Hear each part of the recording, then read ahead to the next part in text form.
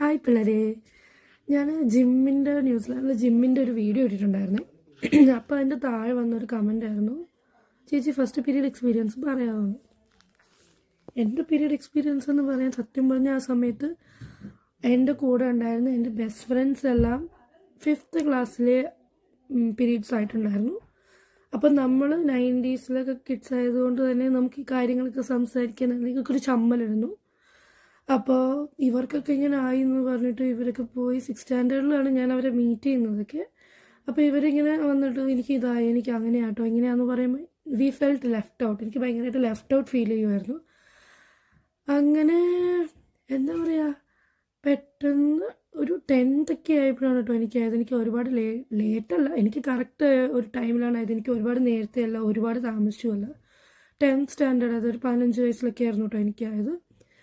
അതായത് ഞാൻ ട്യൂഷൻ ക്ലാസ്സിൽ പോയിക്കൊണ്ടിരുന്നു. First time churidar first time എൻ്റെ ജീവിതത്തിൽ ആദ്യമായിട്ട് ഞാൻ ചുരിദാർ ഇടുന്നു. ആ ചുരിദാർ ഇട്ടത് നല്ല pure white and white churidar ഇട്ട് പോയി.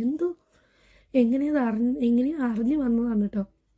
വൈറ്റ് ചുരിദാർ, അന്ന് പിന്നെ ഷോളൊക്കെ 2 സൈഡിലിട്ട് അങ്ങനെ. അപ്പം വൈറ്റ് ആൻഡ് വൈറ്റ് ചുരിദാർ ഇട്ട് ട്യൂഷന് പോയി. തിരിച്ചു വന്നപ്പം എന്തോ ഒരു ബ്ലഡ് സ്റ്റെയിൻ കണ്ടു. ബാത്റൂമിൽ വന്നു.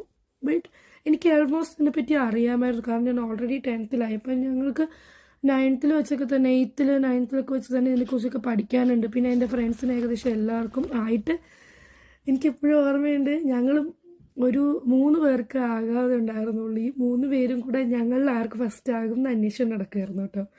അങ്ങനെ അവസാനം അതിലെനിക്ക് തോന്നുന്നു എനിക്ക് സെക്കൻഡാണ് ആയത്. എന്താണെങ്കിലും ആയി കഴിഞ്ഞപ്പം മനസ്സിലായി അത് ആവണ്ടായിരുന്നു.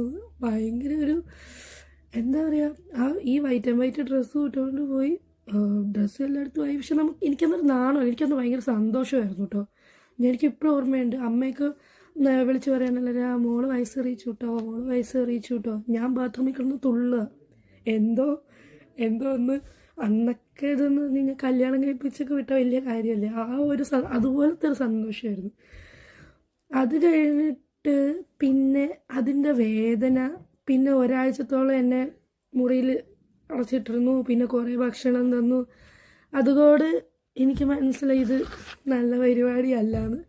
പിന്നെ ചില സമയത്ത് എനിക്ക് ഭയങ്കരമായി ബുദ്ധിമുട്ടുകൾ വന്നായിരുന്നു കേട്ടോ. അങ്ങനെ എൻ്റെ പീരീഡ് എക്സ്പീരിയൻസ് ഒക്കെ ഇതാണ്. പിന്നെ അതിൻ്റെതായ ചടങ്ങുകൾ ഒരാഴ്ച കഴിഞ്ഞപ്പം കുടം കമത്തലും എല്ലാം ഉണ്ടായിരുന്നു കേട്ടോ. അതിൻ്റെയൊക്കെ ഫോട്ടോ വീഡിയോ ഒക്കെ എവിടെയോ ഉണ്ട്, എൻ്റെ ലിപ്പില്ല. അതെല്ലാം കഴിഞ്ഞ് എല്ലാവരും ചുറ്റും ഇരുന്ന് കുറേ ഫുഡും തന്ന് ഒരു അടിപൊളി എക്സ്പീരിയൻസാണ് മക്കളെ.